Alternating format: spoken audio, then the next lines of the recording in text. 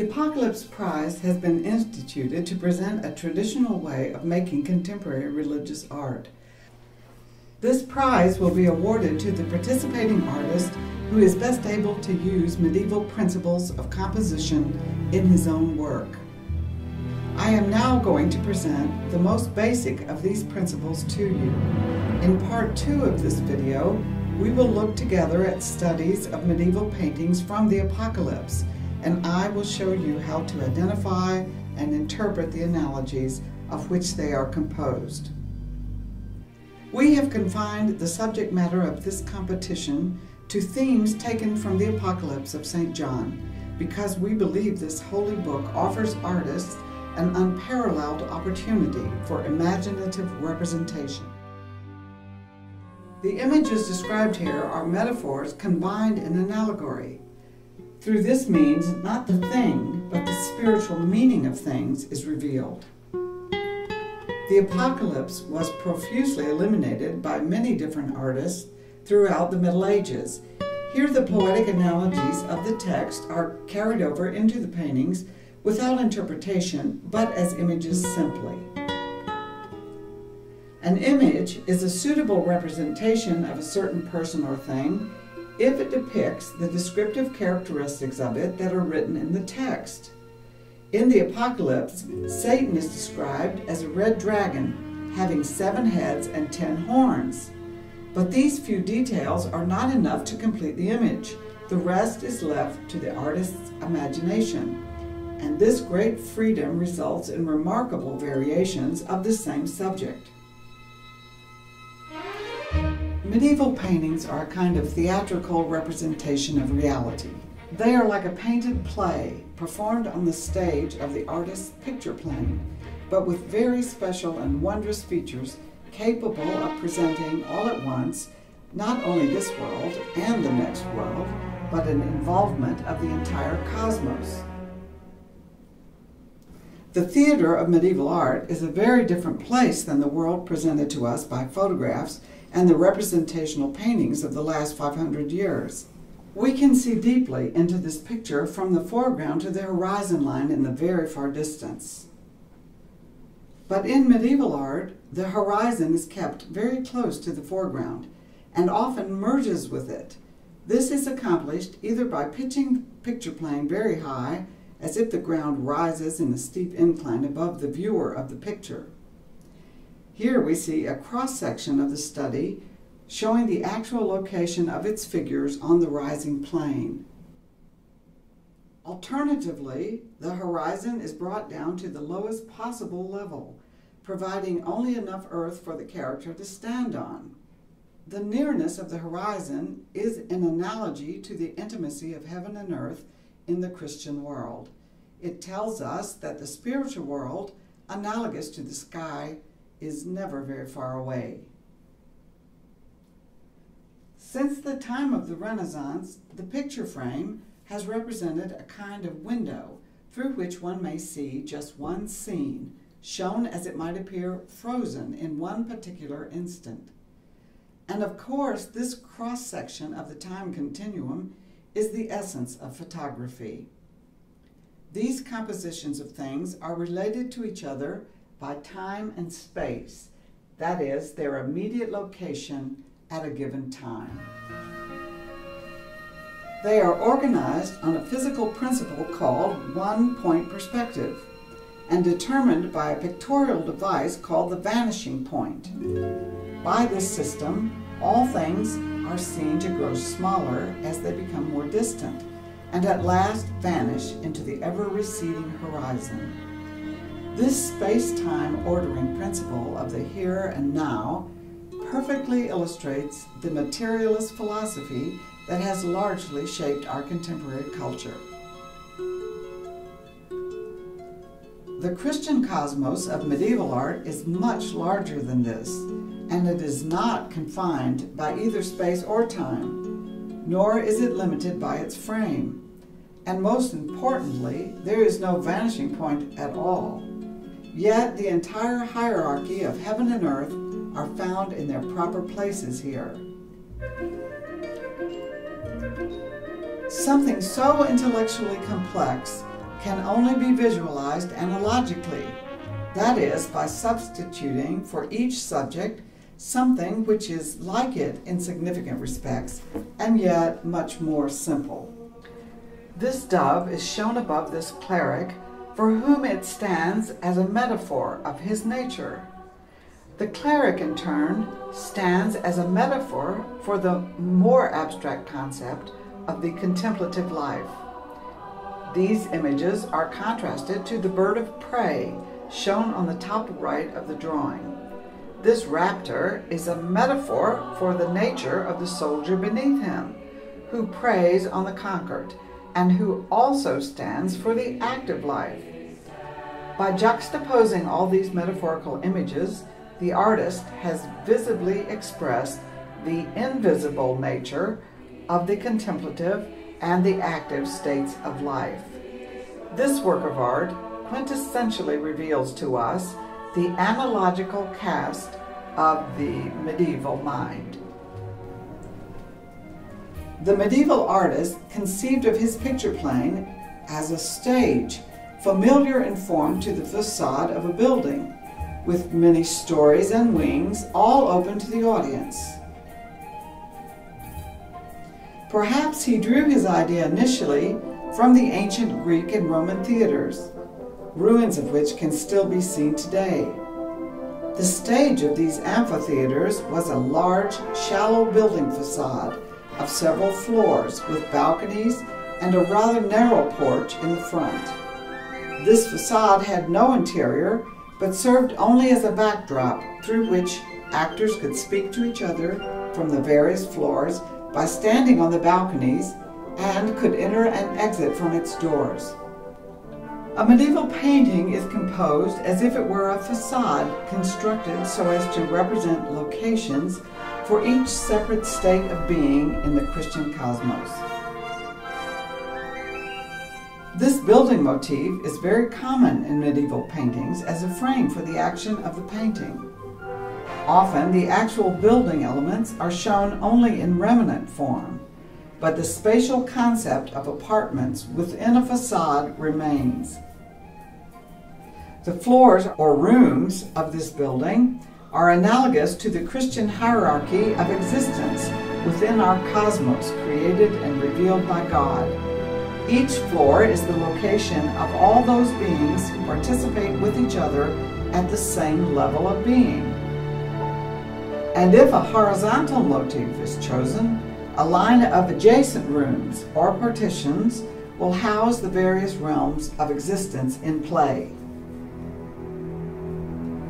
Hell is at the bottom, and it lies beneath the earth, although it may be shown as a hell mouth on the earth and opening into the nether region. Above the earth is the sky with sun, moon, and stars. This is also the location of apparitions and visions. Above the natural sky is the heaven of the saints and angels. The eternity of God is a special apartment, which often extends above the topmost edge of the painting. All these regions are clearly separated from each other, and their boundaries are usually delimited by borders. The borders may be very simple and composed by some form of metonymy, that is, by one part which is characteristic of the ground standing for the whole of it. An example of this would be a cloud frill separating heaven from the sky, or a rolling border of rocks representing the earth. The number of floors or levels of existence shown in any single painting varies and depends upon the necessities of each story. But these do not exhaust the vocabulary of the artist to show other differences in states of being. An actor may be inside or outside the play. St. John is shown here in the margin because he is only watching the vision which appears inside the border and not participating in it. This little window through which St. John is looking carries the analogy of vision. Persons or events only indirectly associated to the story can be appendaged to the main painting in order to magnify or complete its meaning. Sometimes the border tells us as much of the story as the central image and leads directly into it. Surrounding borders may be laced with characters who have significant relations to the main characters in the painting. Or they may represent analogies suggesting the moral significance of the play. A modern play, opera, or ballet is divided into acts, and each act is limited, like the modern picture, by time and space. Many things may happen during one act, but they must all happen in a continuous sequence ruled by real time and all in the same place. This action would require many different pictures. Each medieval painting represents one complete act of a given play. But what is allowed to occur in this act is not limited by space and time. Everything that occurs in this one act of the play must be shown everywhere on the cosmic stage of the painting as if it happened all together at once. If a certain character must perform two separate actions, he will be shown in the picture twice. If two or more different actions support the meaning of the main event, all actions will be shown as if happening at the same time. By skillfully ordering each image in relation to the others, the meaning of the whole act is realized simultaneously. The difficulties inherent in ordering such complicated pictures gave rise to a system of devices based on analogy that both simplify and visually objectify the stories which are given artistic form. To understand the analogies of medieval art, we must first identify those things which have something extraordinary in the way they are represented.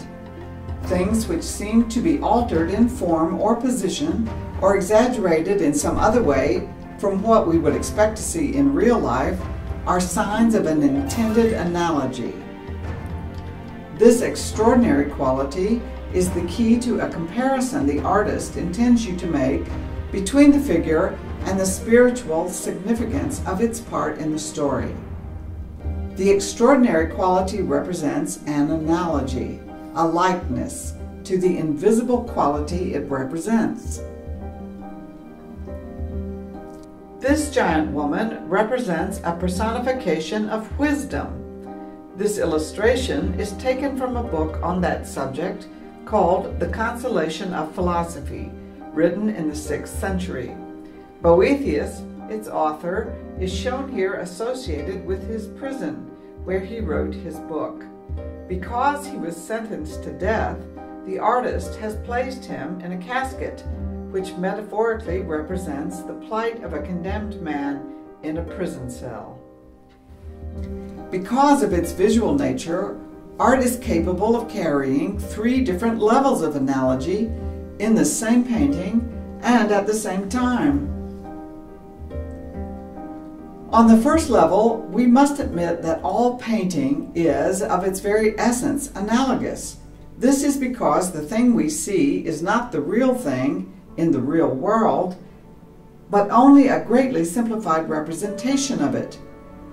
We recognize the identity of the thing depicted because it looks like what it is supposed to represent, even though in a much simpler way.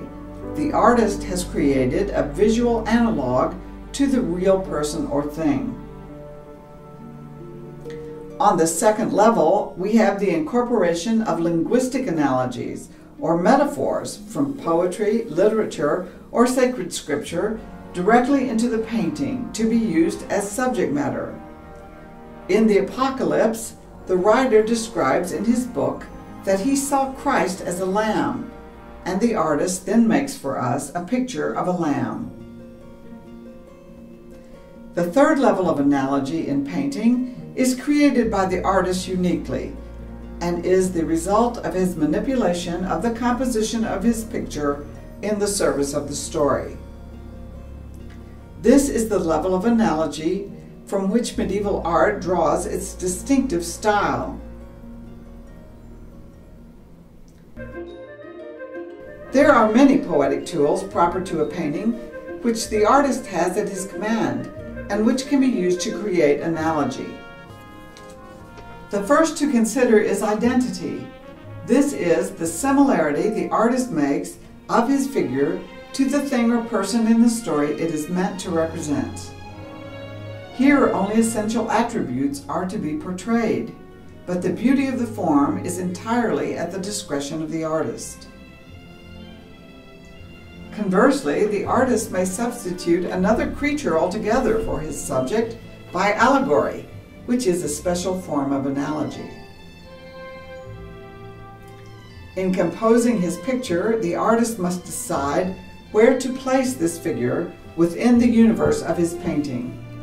Because medieval paintings have an inside, an outside, and many levels of reality, the location of any figure tells the viewer a great deal about the figure's relationship to the story and the other figures.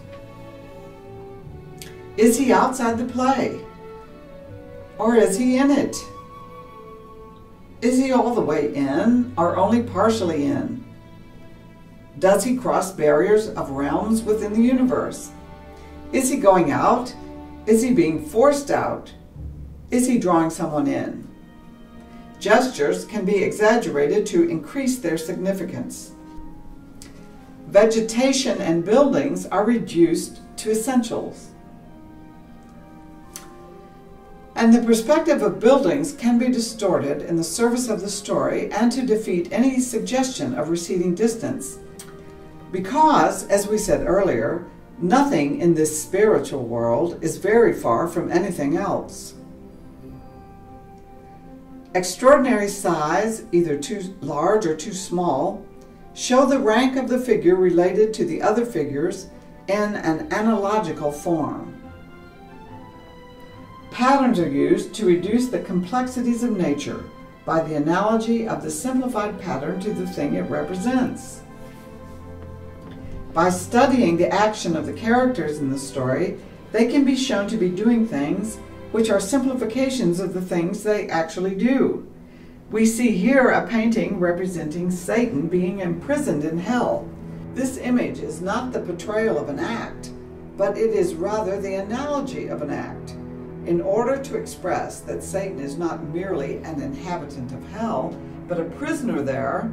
The hell mouth is shown as a kind of pillory by which the helpless Satan is held fast by his heads.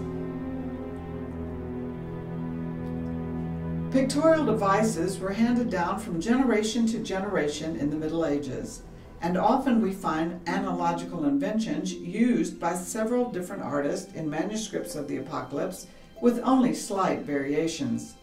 Originality, always delightful, was not essential to these works. The priorities of medieval art are balance, proportion, intelligibility, brevity, clarity, simplicity, fidelity, and beauty.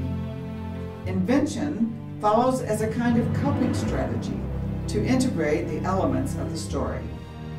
When you apply to compete for the Apocalypse Prize on this website, we will send you a free booklet that discusses these and other tools of analogical composition in greater detail.